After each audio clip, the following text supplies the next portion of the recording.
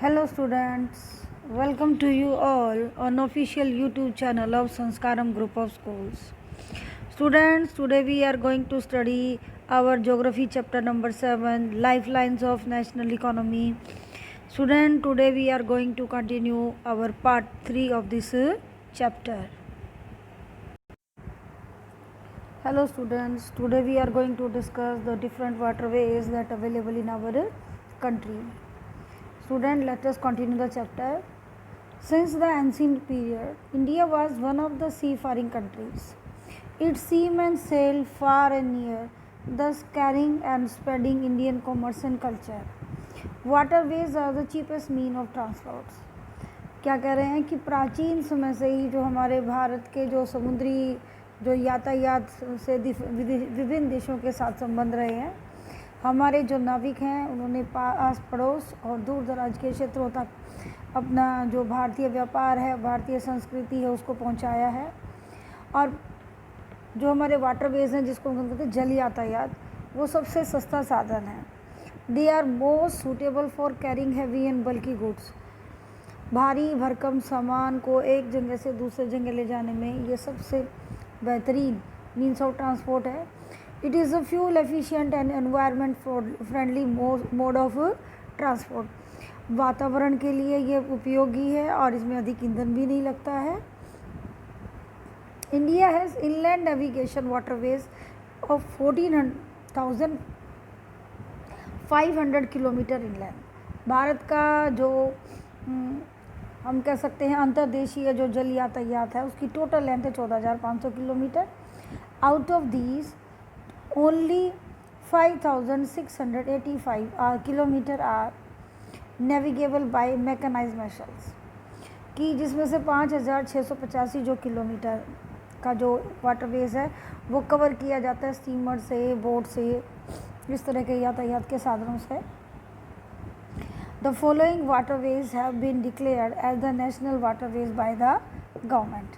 अब हम आगे देखेंगे कि कुछ हमारे जो जल यातायात के जो रूट हैं वो डिक्लेयर किए गए हैं। डिफरेंट जो मेजर हमारे 5 वाटरवेज हैं ये, जिनके बारे में डिस्कस किया गया है। The Ganga river between Allahabad and Haldia, ये नेशनल वाटरवेज नंबर 1 कहलाता है। ब्रह्मपुत्र रिवर जो है हमारा सादिया और धुबरी के बीच में जो ट्रेवलिंग होती है रिवर ट्रांसपोर्टेशन से, दैट इज़ 891 किलोमीटर, ये नेशनल वाटरवेज नंबर 2 कहलाता है। वेस्ट कोस्ट कनाल इन केरला जो है हमारा कोट्टापुरम, कोलम और उद्योग मंडलम से चंपाकारा कैनाल 205 किलोमीटर, ये नेशनल वाटरवेज नंबर 3 कहलाता है। और गोदावरी और कृष्णा जो रिवर्स हैं, इसके कुछ पर्टिकुलर क्षेत्र हैं जो कि काकीनाडा और पुडुचेरी कैनाल्स के आसपास लगता है। ये 1078 किलोमीटर का एरिया है, ये नेशनल वाटरवेज नंबर 4 कहलाता है। और ऐसे ही रिवर जो ब्राह्मणी है, मताई रिवर और महानदी का डेल्टा जो छोटे मोटे कैनाल्स हैं जिसकी डिस्ट्रीब्यूटरीज हैं, और ब्राह्मणी रिवर और ईस्ट कोस्ट कैनाल का इलाका है, ये 588 किलोमीटर जो कि क्या कहलाता है, नेशनल वाटरवेज नंबर 5। तो स्टूडेंट आप देखते हैं कि हमारे देश के अंदर इसके अलावा कुछ और भी सिंपल छोटी छोटी हमारी नदियां हैं जहां बहुत ज़्यादा दूर तक डिस्टेंस तक रिवर में ट्रांसपोर्टेशन नहीं होती है, बल्कि दूर दराज के कुछ और क्षेत्रों में भी हो जाती है। तो वो हैं क्या, there are some other inland waterways on which substantial transportation take place, कि कुछ और भी हमारे देश के अंदर अंदरूनी नदियाँ हैं या कैनाल्स हैं जिसके अंदर जल यातायात चलता है। मांडवी, जुआरी और कुंभरजुआ, सुंदरबंस, बड़क, ये और केरला के बैक वाटर्स यानी कि लगून्स, जिसके अंदर नाव तो चलती है, स्टीमर और बोट वगैरह भी चलते हैं। स्टूडेंट अब हम इसको मैप के ज़रिए देखना पसंद करेंगे ताकि आप लोगों को ये सारे रूट हैं वो समझ में आ जाएं। फिर हम वाटरवेज की एडवांटेजेस और डिसएडवांटेजेस की बात करते हैं। आइए बच्चे हम देखते हैं मैप नेशनल वाटरवेज। तो सबसे पहले हम लेंगे नेशनल वाटरवेज नंबर 1, जो कि गंगा नदी में इलाहाबाद से कहाँ तक जाता है, सुंदरबन तक। ये आप देखेंगे एक ब्लैक जो रेड डॉट है, इलाहाबाद से गंगा रिवर में जाता है आपका कोलकाता, हल्दिया, सुंदरबन तक।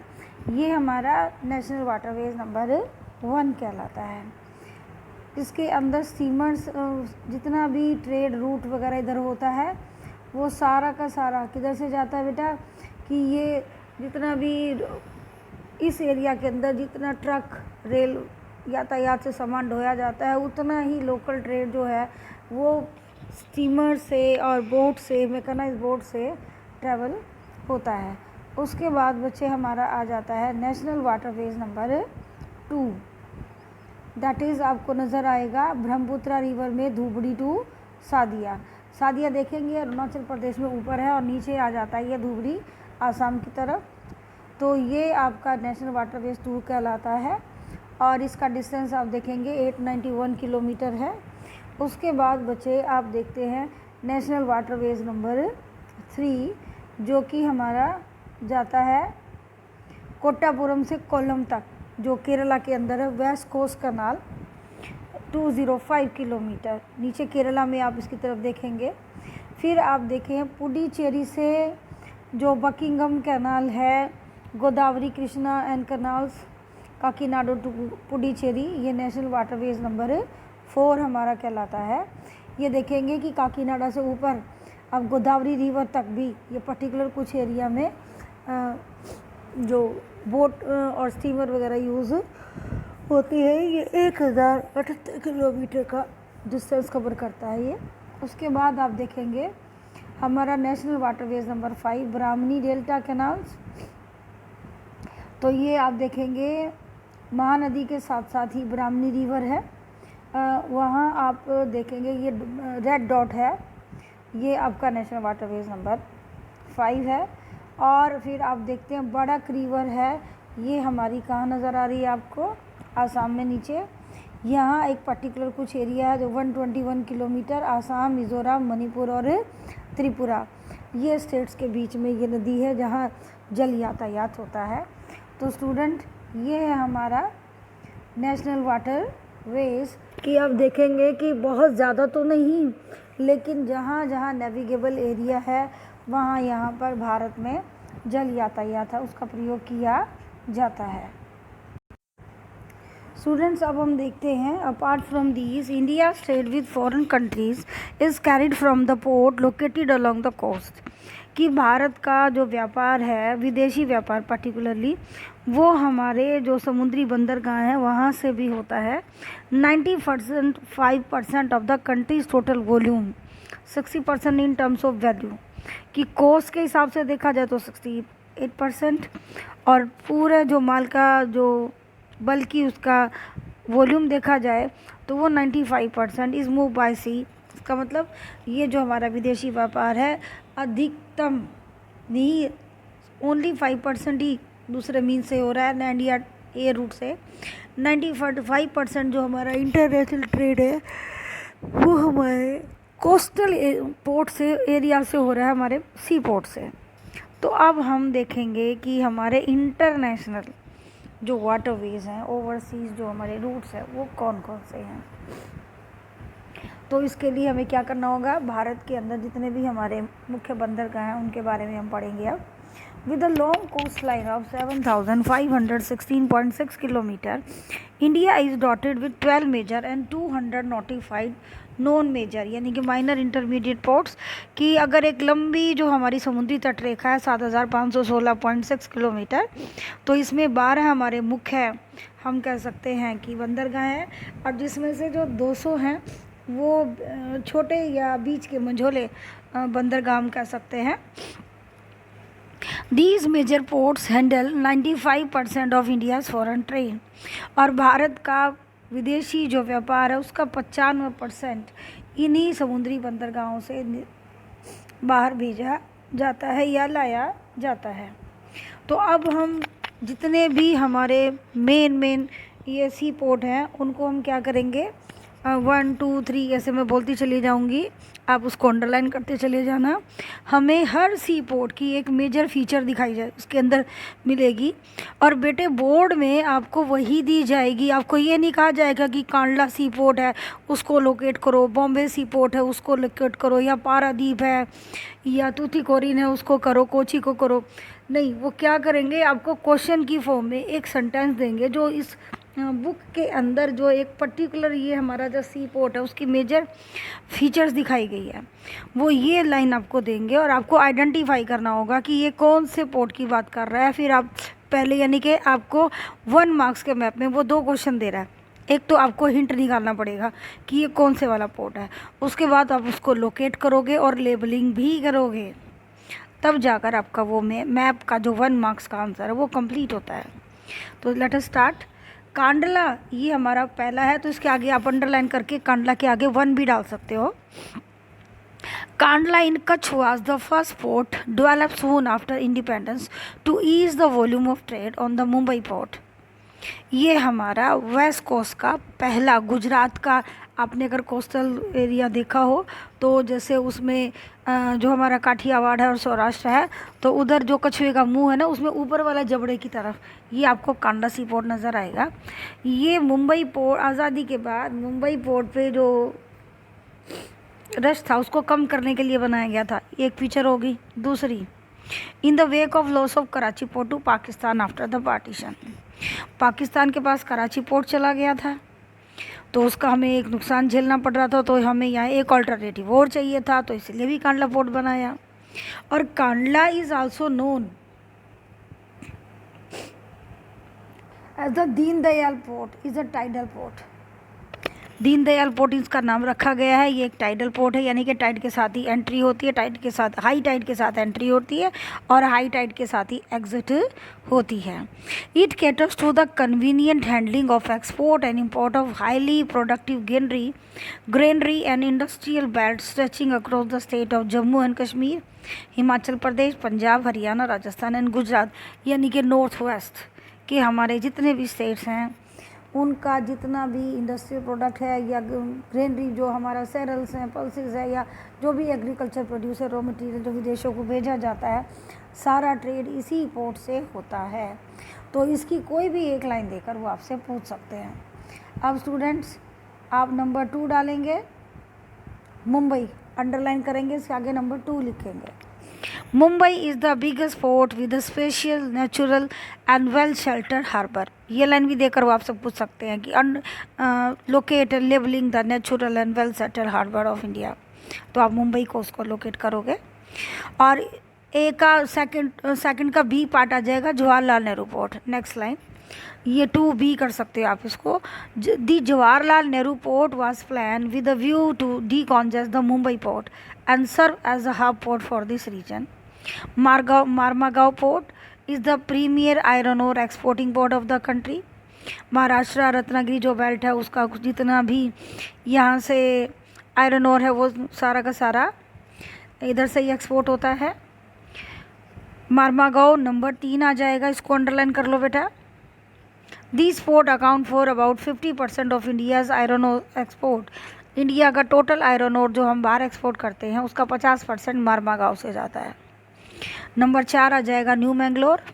New Mangalore located in Karnataka, cater to the export of iron ore concentrate from Kudremukh mines. ये भी क्वेश्चन पूछा जा सकता है कि कुद्रेमुख माइंस कौन से पोर्ट से एक्सपोर्ट होता है, लोकेट करो। फिर उसके बाद number 5 Kochi. Kochi is the extreme south western port located at the entrance of a lagoon with a natural harbour. कि ये नंबर 5 है, साउथ वेस्टर्न पोर्ट है, एक्सट्रीम पॉइंट है। सेकंड इसकी फीचर आ गई कि ये एक लगून के ऊपर है। लगून क्या होता है, जब कहीं बाहर जो समुद्र का पानी है वो ज़मीन के अंदर एंट्री कर जाता है और दूसरी तरफ से एग्जिट कर जाता है, so that is called lagoon. और इसको नेचुरल हार्बर भी कहा जाता है। तो ये हमारा एक्सट्रीम भी है। ये नंबर 5 हो गया हमारा। कौन से कोस्ट के, ये जितने भी हमारे पोर्ट थे, ये क्या हो गया कि आपका क्या आ गया, वेस्ट कोस्ट। तो इसका मतलब वो 1 मार्क्स के अंदर क्वेश्चन भी पूछ सकता है। Mention the name of 4 west coast sea ports, mention the name of 4 east coast port, तो वो भी तैयार हो जाता है। उसके बाद हम ईस्ट कोस्ट की तरफ नीचे से एंट्री करेंगे तमिलनाडु से, तो ये हमारा 6 नंबर आ जाएगा। You would see the extreme south eastern port of Tuticorin. Tuticorin Tamil Nadu में नीचे की तरफ है। This port was a natural harbour and rich hinterland, कि दूर दराज का देहाती इलाका काफ़ी लंबा कवर करता है। Thus it has a flourishing trade handing of large variety of cargo यहाँ से शिप चलते हैं। even our neighboring country like Sri Lanka, Maldives etc. and the coastal region of India, कि हमारे नेबरिंग कंट्री तक तो यहाँ से जाता ही जाता है, और जो हमारे कोस्टल रीजन है उसके लिए भी सराउंडिंग में, और जो दूसरे कंट्रीज़ हैं उसके लिए यहाँ से एक्सपोर्ट होता है और इम्पोर्ट होता है। Chennai is one of the old artificial port of the country, तो चेन्नई का नंबर आ गया 7, old artificial port of the country, ये इसकी एक फीचर होगी। It is rank next to the Mumbai, ये सेकंड फीचर होगी in terms of volume of trade and cargo.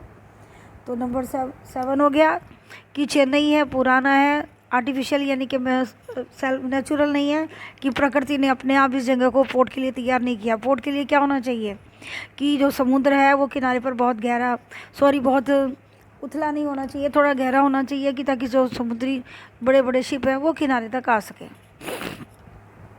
Number 8 आ जाता है Visakhapatnam is the deepest landlocked and well protected port, कि ये सबसे गहरा है, लैंडलॉक्ड इस तरह से बना हुआ है कि चारों तरफ ये ज़मीन, 3 तरफ से ये भूमि से घिरा हुआ है, और वेल प्रोटेक्टेड इसलिए कि खुले समुद्र की लहरें इस तक वो कवर नहीं करती हैं।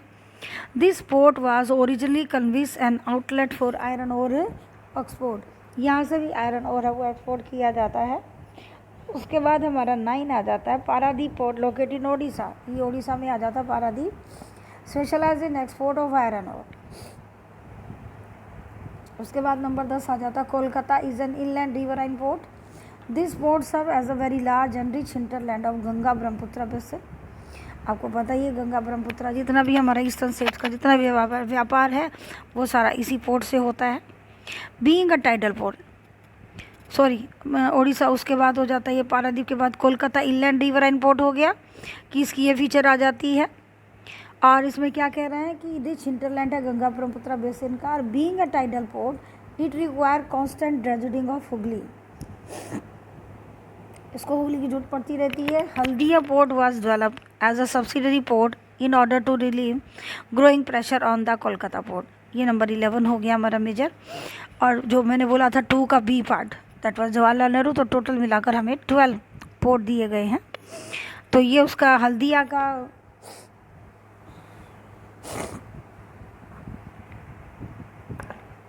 जो पोर्ट है ये कोलकाता के पोर्ट के व्यापार को आसानी से या वहाँ पर यातायात को कम करने के लिए, रिड्यूस करने के लिए यहाँ बनाया गया है।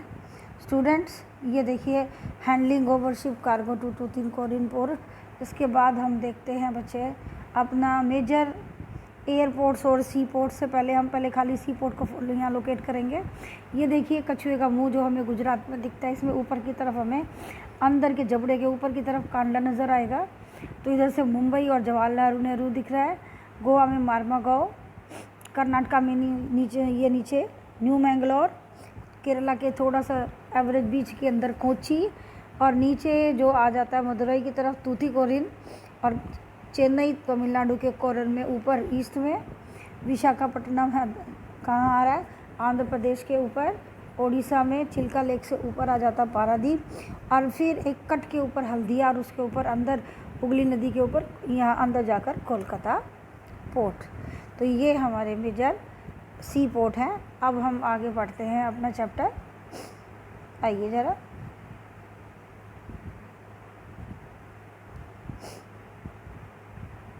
अब हो जाता है हमारा नेक्स्ट जो मेजर जो मीन्स ऑफ ट्रांसपोर्ट है दैट इज़ एयरवेज। तो एयरवेज का मैं बताऊं बच्चों कि हमारे पास दोनों ही तरह का एयरवेज आ जाता है। इनलैंड एयरवेज जिसके अंदर हमारा नेशनल एयरवेज और international airways, state to state भी हमारे यहाँ एयर सर्विस है, और इंटरनेशनल रूट्स तो हैं ही हैं। साथ में हमारे यहाँ दोनों तरह की अंडरटेकिंग्स है, पब्लिक अंडरटेकिंग्स भी और प्राइवेट अंडरटेकिंग, दोनों तरह की कंपनीज़ हैं जो एयर ट्रांसपोर्टेशन में लगी हुई हैं। तो हम उसी की बात करते हैं। तो पहले हम देखते हैं इसकी फीचर्स या एडवांटेजेस के बारे में। The air travel today is the fastest, most comfortable and prestigious mode of transport. It can cover very difficult terrains. तो ये देखेंगे जिस तरह से कि difficult terrain, why is air travel prefer to the north eastern states, जैसे कि आपको ये हिल नज़र आ रही हैं। तो यहाँ पर कोई रोडवेज़ या जो रेलवेज़ है वो बहुत दूर दूर तक नहीं जा सकता और डेंजरस भी है। तो ऐसे में जो हमारा एयरवेज़ है वो क्या है, एक बेस्ट वे ऑफ ट्रांसपोर्टेशन हो सकता है। Like high mountains, desert, dense forest and also long oceanic stretches with great ease. Think of the north eastern part of the country. ये सब चीज़ें वहाँ पाई जाती हैं। बहुत ऊंचे नीचे पहाड़ हैं, डेंस फॉरेस्ट है, फ्लड्स आती रहती हैं, इंटरनेशनल फ्रंट्स हैं। तो ये सारी चीज़ें इस एरिया को बना देती हैं एयर ट्रांसपोर्ट के लिए suitable best location. In the absence of air transport it is not possible to access there, to reach there. Air travel has made access easier. जो हमारा वायु यातायात है वो यहाँ तक हमारी पहुँच आसान बना देता है। अब हम आगे बात करते हैं इसकी। The air transport was nationalised in 1953। Air India provide domestic and international air service. बेटे पहले जो हमारे देश में इंडियन एयरलाइंस होता था जो हमारे देश में नेशनल सर्विस प्रोवाइड करती थी, लेकिन बाद में प्राइवेटाइजेशन के दौर में क्या किया गया, इसको ख़त्म किया गया और एयर इंडिया के साथ इसको मर्ज कर दिया गया। अब नेशनल और इंटरनेशनल दोनों ही एयर इंडिया जो है वो संभालती है। पवनंस हेलीकॉप्टर्स लिमिटेड हमारी हेलीकॉप्टर सर्विस है। Provide helicopter service to Oil and Natural Gas Corporation in its offshore operation. समुद्र तटीय जो इलाके हैं वहाँ पर जो हमारे ऑयल रिफाइनरीज़ हैं या प्लांट्स हैं उधर इनकी जरूरत पड़ती है। To inaccessible areas and difficult terrains like the north eastern states and the interior part of the Jammu and Kashmir, Himachal Pradesh and Uttarakhand, यहाँ सब जगह में किसकी जरूरत पड़ती है, एयर ट्रांसपोर्ट की। उसके बाद हम देखते हैं find out the name of the countries connected by air India. तो हम देखते हैं कि ऑलमोस्ट एवरी कंट्री तक हमारा जो एयर रूट है वो अवेलेबल है।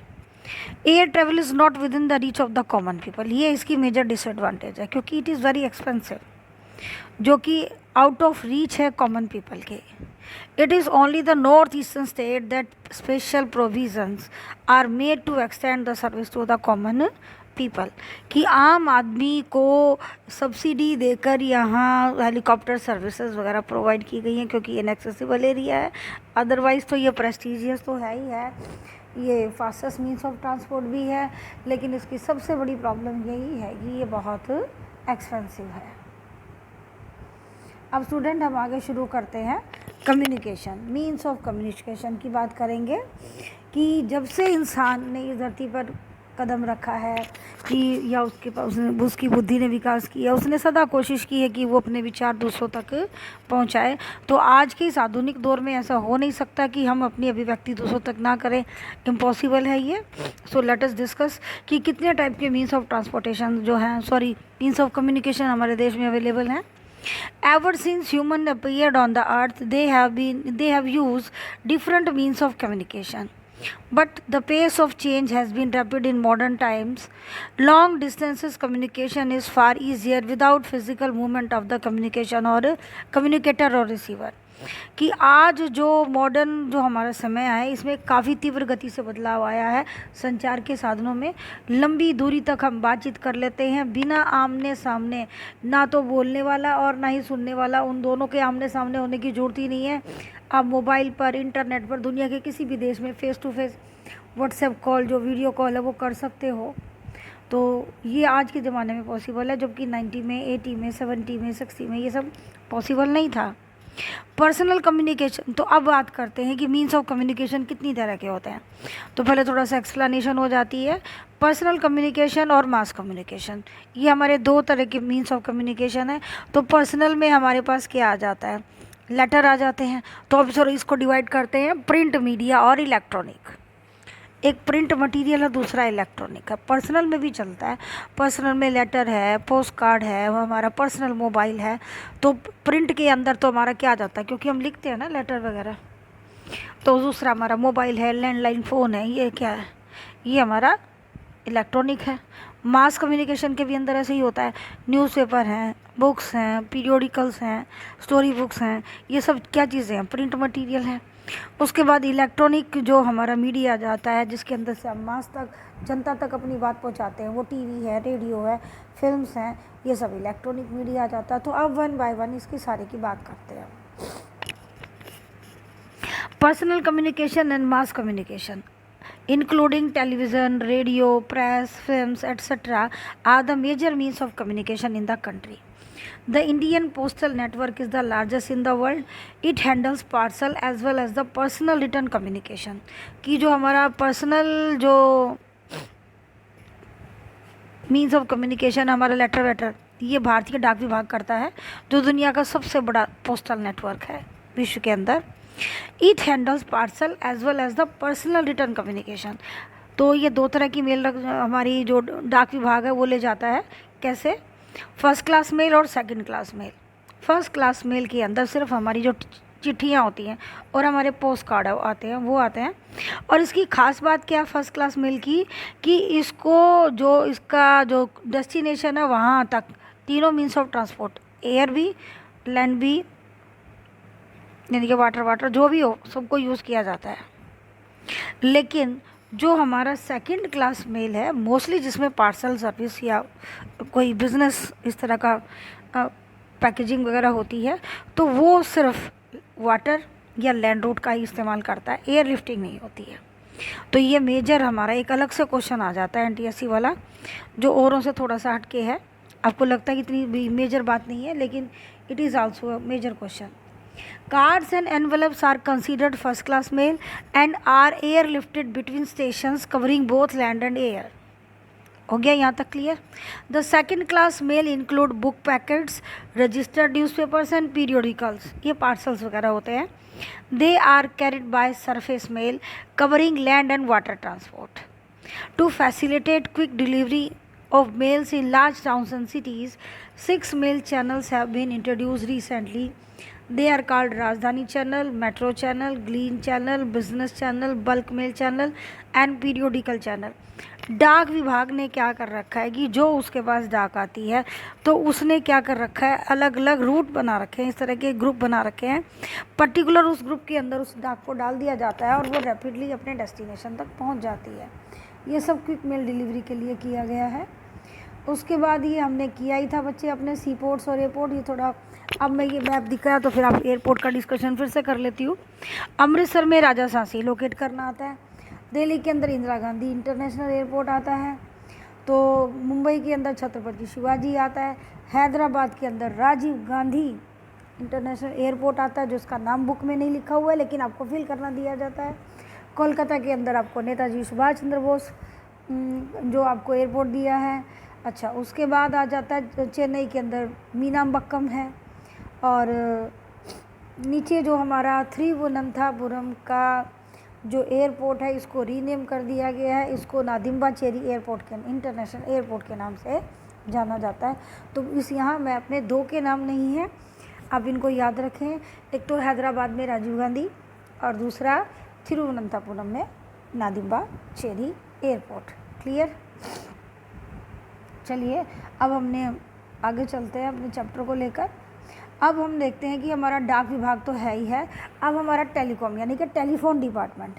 तो आपको पता है कि India has one of the largest telecom network in Asia. Asia का सबसे बड़ा टेलीफोन नेटवर्क है हमारा, लैंडलाइन भी, मोबाइल भी। Excluding urban places, more than 2/3 of village in India have already been covered with subscriber trunk dialing telephone facility। ये क्या होती है? ये ऑलरेडी मैं आपको फ्लो चार्ट के अंदर दे चुकी हूँ। ये क्या होता है कि बिना जो आप टेलीफोन एक्सचेंज में ट्रंक कॉल किए बिना आप खाली कोड डायल करेंगे और लॉन्ग डिस्टेंस तक आप कॉल कर सकते हैं। That is STD facility. कि आप पर्टिकुलर किसी जगह मिलाना है तो जैसे +91 अक्सर आपने मोबाइल में देखा होगा, तो उसी तरह से लैंडलाइन फ़ोन में क्या करते हैं, पर्टिकुलर किसी शहर का कोड होता है जो मैं नहीं अभी यहाँ डिस्कस करना चाहूँगी। तो जैसे दिल्ली के लिए 011 लगा लो बस, तो वो डायल कीजिए और उसके बाद फिर आप पर्टिकुलर नंबर डाल कीजिए। तो आपको किसी क्या कहते हैं, टेलीफोन एक्सचेंज में किसी को, पहले टेलीफोन एक्सचेंज में बोलना पड़ता था बेटे, ट्रंक कॉल बुक करनी पड़ती थी, लेकिन अब नहीं होता। अब खाली आप डायल कर दीजिए, आपको ट्रंक कॉल करने की ज़रूरत नहीं है, आपकी सीधी कॉल चले जाएगी। That is called subscriber trunk dial. In order to strengthen the flow of information from the grassroots to the higher level, the government has made special provision to extend the 24-hour STD facility to every village in the country. कि देश के अंदर जो सूचनाओं का जो आवागमन है उसको जड़ों तक से लेकर हायर लेवल तक पहुंचाने के लिए हमारी सरकार ने विशेष कोशिश की है, और आज भारत के तकरीबन हर गांव तक STD की फैसिलिटी पहुंचाई है कि you can call anywhere from your village. This is a uniform rate, there is a uniform rate of STD facility all over India. शुरू में जब STD फैसिलिटी आई थी तो हर स्टेट का रेट अलग अलग था और बहुत कॉस्टली पड़ता था, लेकिन अब क्या है कि ये सब पूरे देश में एक समान कॉल रेट लगती हैं, तो कोई ज़्यादा दिक्कत नहीं है। It has been made possible by integrating the development in space technology with communication technology. और ये सब किस लिए पॉसिबल हो पाया, इतना सारा जो हमारा जो टेलीफोन डिपार्टमेंट है, मॉडर्नाइजेशन, क्योंकि जो हमारे खुद के सैटेलाइट्स, अब हम खुद जो हमारी स्पेस टेक्नोलॉजी है, हम सैटेलाइट अपने खुद के भेज रहे हैं, तो उससे अब हमें क्या है कि हम अपने जो कम्युनिकेशन सर्विस हम खुद ही इम्प्रूव कर रहे हैं, हमें किसी दूसरे का स्पेस सेट हायर करने की ज़रूरत नहीं है। 1982 से पहले ऐसा ही होता था कि हमें अगर इंटरनेशनल रूट्स के लिए दूसरे कंट्रीज़ के स्पेसशिप है, उनसे पर्टिकुलर टाइम जो है या सूचनाएं हैं वो रेंट पर लेनी पड़ती थी। लेकिन अब एक पर्टिकुलर टाइम के बाद हमारे खुद के स्पेसशिप हैं, इतने सारे सैटेलाइट्स हैं, तो हमें ज़रूरत नहीं है। मास कम्युनिकेशन, अब हम मास कम्युनिकेशन की बात करते हैं, जनसंचार के साधन। ये एंटरटेनमेंट तो करते ही हैं, it create awareness among people about various national programmes and policies. कि जो हमारा जनसंचार के माध्यम के साधन जो हैं वो ना केवल हमारा मनोरंजन करते हैं, बल्कि न जो हमारे नेशनल जो प्रोग्राम्स हैं, पॉलिसीज़ हैं, जैसे न्यूज़पेपर्स हैं, न्यूज़ वगैरह आती है, या कृषि दर्शन प्रोग्राम है, या नेशनल फेस्टिवल्स हैं, उनका लाइव टेलीकास्टिंग है, ये सब चलता है। It include radio, TV, newspaper, magazine, books and films. All India radio Akashvani broadcast variety of programme in national, regional and local language and various categories of people spread over different part of the country. Doordarshan, our national television channel of India, is one of the largest terrestrial network in the world. हमारा दूरदर्शन है, ज़मीन से प्रसार करने वाला ये सबसे विशाल नेटवर्क है। It broadcast a variety of programme from entertainment, educational to sports for people of the different age group. विभिन्न एज ग्रुप के लोगों के लिए मनोरंजन से लेके ज्ञान तक के, खेल तक के हर प्रोग्राम ये ऑर्गेनाइज करता है, दिखाता है। और ऐसे ही अब न्यूज़पेपर किया जाते हैं प्रिंट मीडिया की तरफ। India publishes a large number of newspapers and periodicals annually. Periodical क्या होते हैं बेटा, जो कोई मैगजीन या कोई न्यूज़पेपर जो 15 दिन में, हफ्ते भर में या महीने में जो छपता है, वन पर्टिकुलर एक डे के वीक के बाद या टाइम के बाद। They are of different type depending upon their periodicity. आपको पता है कोई एक हफ्ते में छपता है, कोई फोर्टनाइट में छपता है, यानी कि 15 दिन के बाद छपता है, कोई एक महीने में छपता है। So newspapers are publish in about 100 languages and dialects. करीब 100 के करीब भाषाओं या बोलियों में छपते हैं भारत में अखबार। Do you know that the largest number of newspaper publish in the country are in Hindi, followed by English and Urdu. सबसे ज़्यादा हिंदी के समाचार पत्र छपते हैं, उसके बाद इंग्लिश, उसके बाद 3rd नंबर आता है उर्दू का। India is the largest producer of feature film in the world.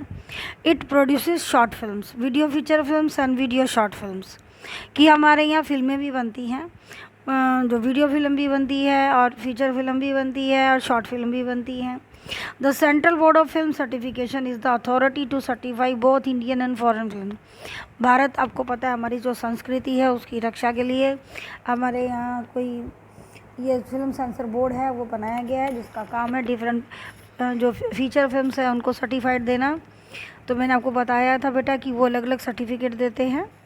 उसके बाद है हमारा व्यापार आ जाता है कि व्यापार भी लोगों को जोड़ने का काम करता है, क्योंकि व्यापार होगा तो मीन्स ऑफ कम्युनिकेशन और मीन्स ऑफ ट्रांसपोर्टेशन की ज़रूरत पड़ने वाली है, तो ये भी इकोनॉमी को डेवलप करने का मेजर रोल प्ले करता है। चलिए उसके बारे में बात करते हैं।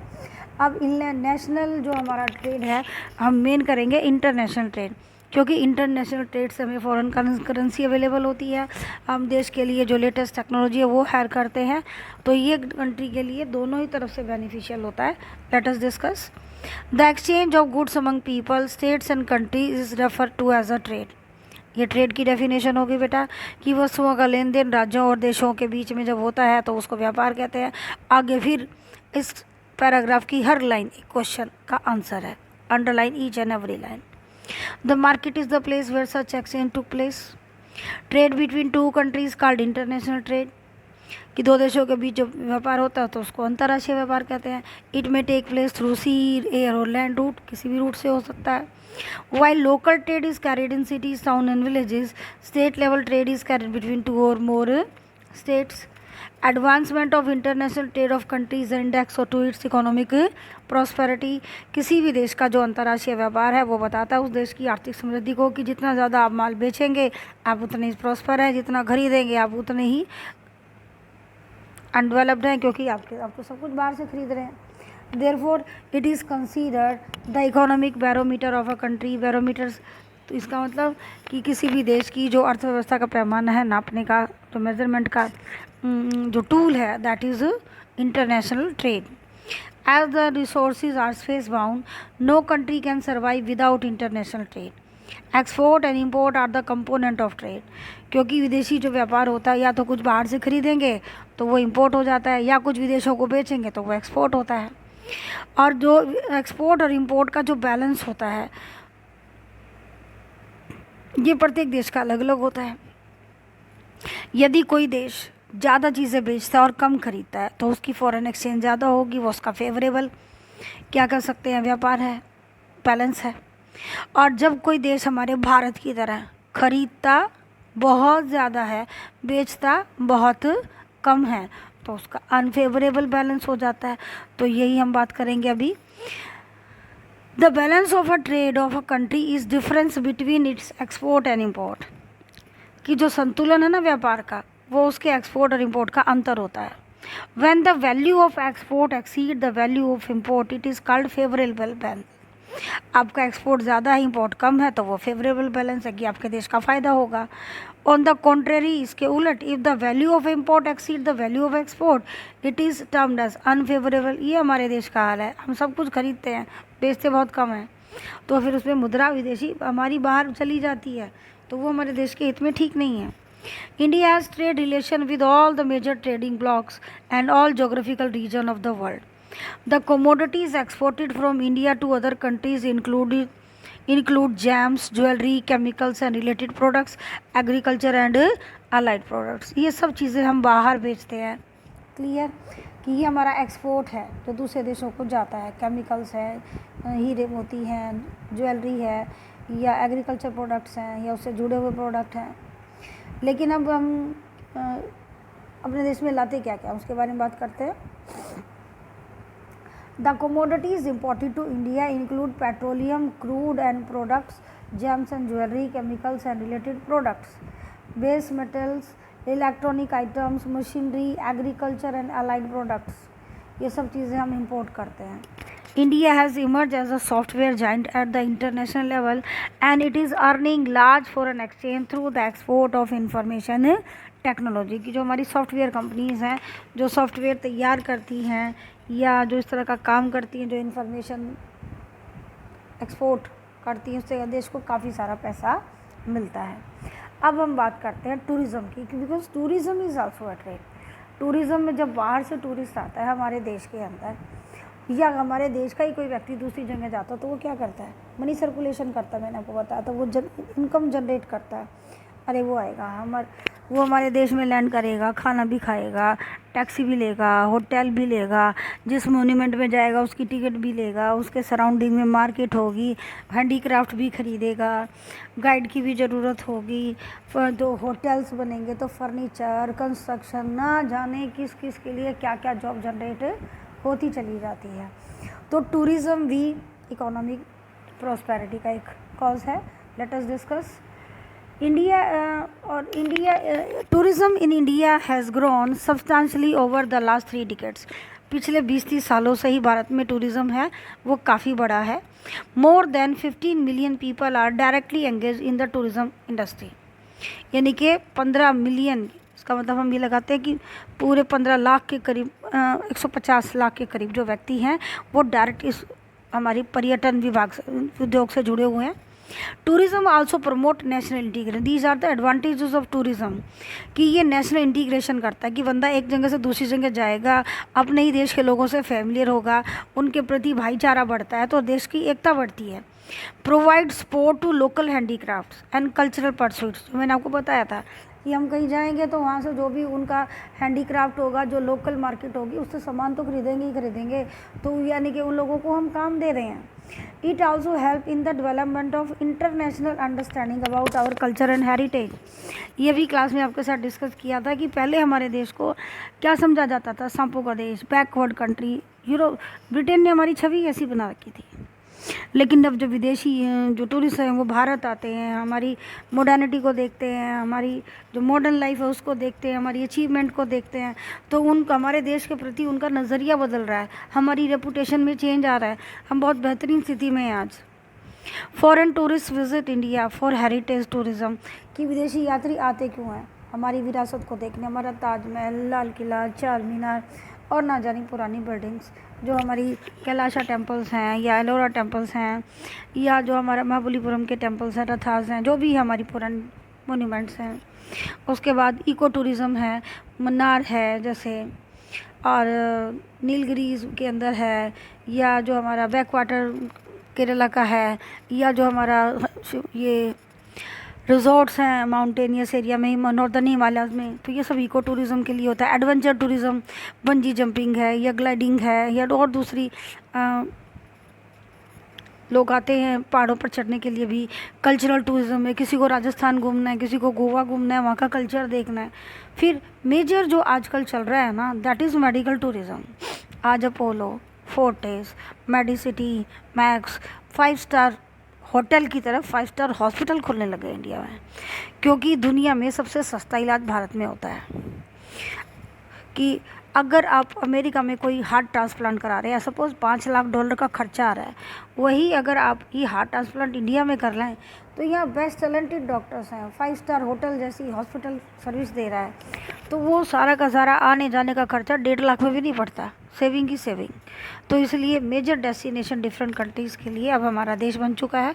और बिज़नेस टूरिज़म, बिज़नेस टूरिज़म क्या है, ये हमारी जो रिजॉर्ट्स हैं डिफरेंट एरियाज़ के अंदर, ये आजकल फैसिलिटीज़ दे रही हैं कि डिफरेंट कंट्रीज़ जो मर्जर कर रही हैं या बिज़नेस कर रही हैं, उनको अपनी बिज़नेस टीम का एक क्या करना है, गेट टुगेदर करना है। तो क्या करेंगे, केरला के अंदर, गोवा के अंदर या किसी माउंटेनियस एरिया में पूरा रिजॉर्ट्स है जिसके अंदर वाईफाई सारी फैसिलिटीज़ वो प्रोवाइड करते हैं आपके लिए, प्रॉपर एक हॉल प्रोवाइड करते हैं जहाँ आप अपनी मीटिंग भी करते हैं। फिर जितने भी आपके डेलीगेट्स हैं उनके लिए सारी फैसिलिटीज़, स्पा और स्पोर्ट्स और स्विमिंग पूल सब फैसिलिटी देते हैं। उससे फ़ायदा क्या होता है कि आप बिज़नेस के बाद पर्सनल मीटिंग करके भी अपनी जो बिज़नेस है उसको बढ़ा सकते हैं। तो बिज़नेस टूरिज़म, ये 2 टूरिज़म है इंडिया आज प्रोवाइड करा रहा है और बहुत बेहतर इसमें काम हो रहा है अपने यहाँ। So there is a vast potential for development of tourism in all parts of the country. ऐसा नहीं है कि भाई जो हो रहा है वो इतना काफ़ी है, अभी भी हमारे देश के कुछ हिस्से ऐसे हैं जो टूरिज़्म से अछूते हैं, वहाँ भी और इसको जनरेट कर सकते हैं। Efforts are being made to promote different type of tourism for this upcoming industry. Clear. अब जो बेटा ये एक्टिविटी जो दी गई है, बिल्कुल हमें क्या करना है कि प्रोजेक्ट तो अपने स्टेट से रिलेटेड बनाना है कि आपका टूरिज़्म एक्टिविटीज़ वगैरह क्या है, ये क्वेश्चंस भी करने हैं आपने।